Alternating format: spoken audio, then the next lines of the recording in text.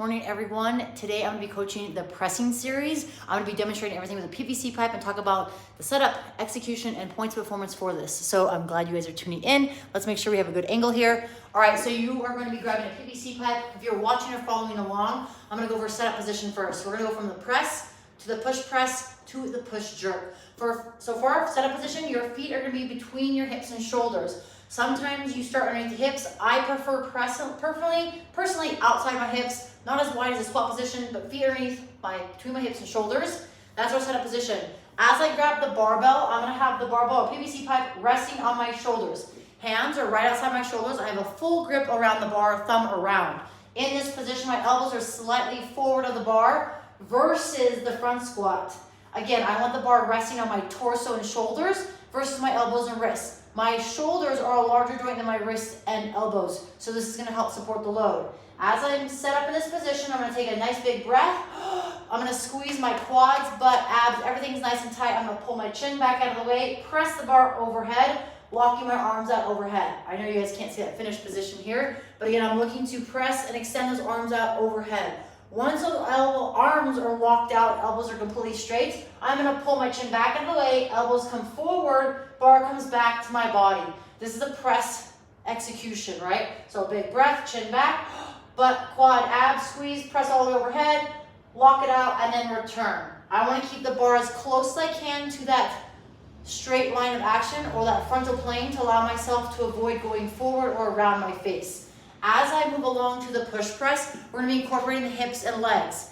In theory, you should be able to push press about 30% more than your strict press. The setup position is still the same, hands outside the shoulders, elbows slightly in front of the bar, shoulders stacked over your hips. You're still going to squeeze everything below yourself. This is a concrete foundation that you want to make sure you maintain as you set up. When I go for the execution now, it's going to be a little bit different. It's a dip drive. It's going to be a dip drive like so. If I slow it down, as I dip, my knees go forward over the toes, back is nice and flat, and I want to think of my shoulders and hips staying stacked over another. So imagine if this was my connecting joints, right, hips and shoulders. I'm imagining my back is sliding down a wall, shoulders staying stacked over my hips versus coming forward or pushing the butt back, having a muted hip. From here, as I dip, push the knees out, I pull my chin back out of the way. I'm going to extend my hips aggressively, legs, transfer momentum from my hips into shoulders, and then pressing overhead. The finished position is still the same, arms locked out overhead. And then I bring the bar back down to my shoulders. Again, at speed, it looks like this. So I'm pulling my chin back out of the way, creating momentum as I bend at my knee and hip, extend and transfer overhead.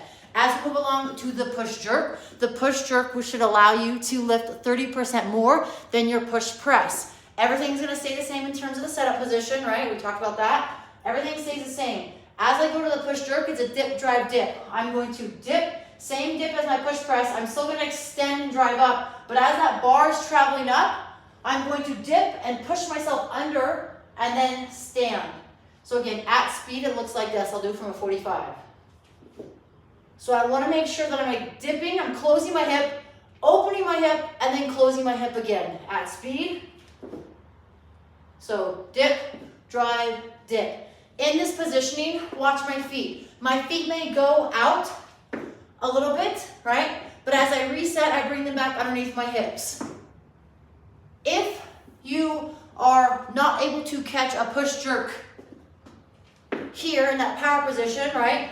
Say you have to go a little bit lower. I might catch it in a push jerk or push squat jerk. That's a little more advanced. We'll save that for another time. But again, the push jerk is that third and final exercise or movement of this pressing series. So again, dip, drive, dip. So essentially, I'm pulling myself underneath the bar. I'm utilizing my legs a little bit more. This is going to allow me to lift more load. Something to note though in this finished position, make sure that you extend the legs, then bring the hands back down. If I receive it here, but I bring the arms back down as my legs extend, I do not get that full range of motion. Full range of motion is going to promote joint flexibility, but also include more musculature of your body. So I hope you guys enjoyed this series. We went from press to push jerk. In theory, there's a potential to lift 30% more with your push press compared to your strict press. And then also another additional 30% more to lift with your push jerk compared to your push press.